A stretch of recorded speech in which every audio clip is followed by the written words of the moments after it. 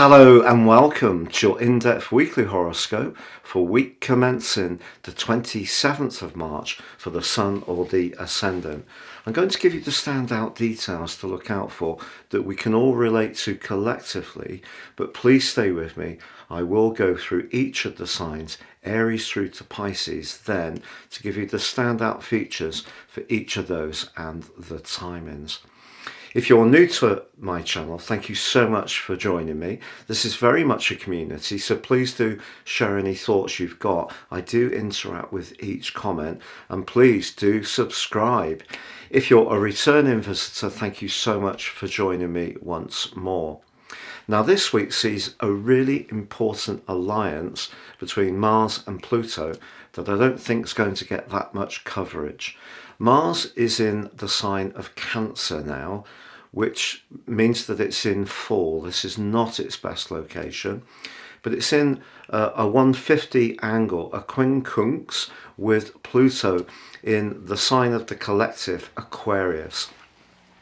So Mars in house 4, Pluto in house 11. So balancing our emotional responses with how we connect with other people is going to require a degree of patience, because Mars in Cancer can be quite defensive and reactive.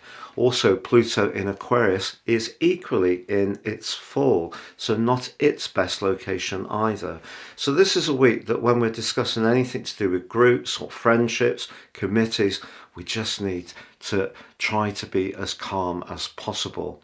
But it's also a week when on Thursday, 3 different planetary aspects all reach a peak, and all of them can be very positive.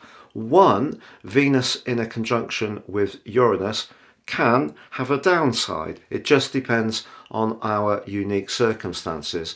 But certainly the conjunction between Venus and Uranus pushes us to think about our relationships or our finances in a fresh way. So if things have got a little bit stale in terms of our approach, Uranus is asking us to be a little bit more radical, but it also can give some people the push to separate from someone they may have been close to. So it does have that potential for a downside, as well as the potential for innovation. However, the 2 planets of contracts, Mercury, the planet of trade and commerce, is in a conjunction with Jupiter, the planet of growth and potentially of fortune.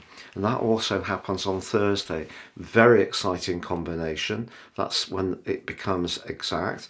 But Mars, despite that rather tricky angle to Pluto, is actually forging a really positive one to Saturn. You couldn't really make it up that Mars is having these 2 relationships. And of course, Saturn itself in the sign of Pisces, it's pretty early doors. So all these planets have recently moved, of course, but it just suggests that if we can embrace the more emotional sphere, which is, of course, Saturn in Pisces, Mars in Cancer, in terms of how we structure things, that's a good thing to do. You know, just looking at things in a purely logical way, which might be the call out to Pluto, is not necessarily the best approach. Now, if you would like to get really excited about more serious astrology, if you give me 3 pieces of your personal birth data, time, date and place of birth, I can produce for you your life roadmap report, which will give you a much greater understanding of the patterns that have occurred in your life, the more challenging ones, but also where you can seize your qualities with more confidence. Also, within my special package of 30% off, you can get your 12-month personal forecast.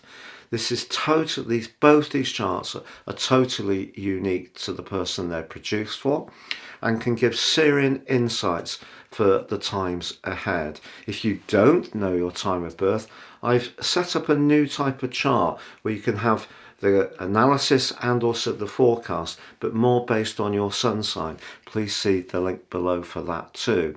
Finally, if you would like your free daily horoscope fired to your device each morning, please see the link for that too underneath this video. Capricorn, it's exciting stuff for your sign in particular. Mars, a planet which is exalted in the sign of Capricorn, has moved into your sector of relating, where it will be for the following 6 weeks. This can give you more confidence to firm up your boundaries, and with Saturn, your ruler, in a very stabilizing angle to Mars, people will know that what you say is exactly what you mean. Or will they? Because the moon, the quarter moon, which occurs this week, is also in your opposite sign, but tangles with the sun in the 4th house, which is more about emotions.